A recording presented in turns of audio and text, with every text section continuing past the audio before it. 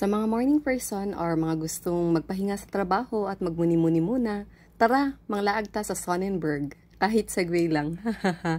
Pwede rin sa mga mahilig sa Sea of Clouds, kahit di ka pwede makadive sa sea na yan, charot.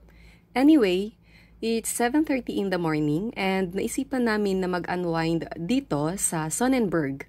Matatagpuan ito sa Marilog, Davao City. So that time, umambon ang ulan. Pero kahit uulan or mukha man yan uulan, walang makakapigil sa amin. Sa dami ba naman ng problema namin na kahit problema ng iba ay pinoproblema ko na. Haha, charot, tawag doon chismosa.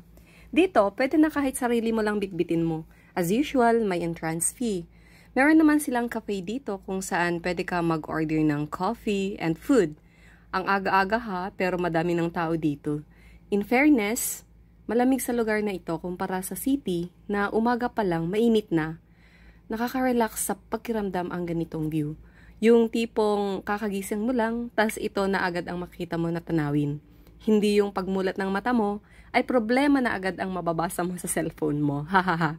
So, pwede ka dito magmuni-muni habang nagkakape. Kaya sa mga alaagan, ano pa ang inaantay nyo?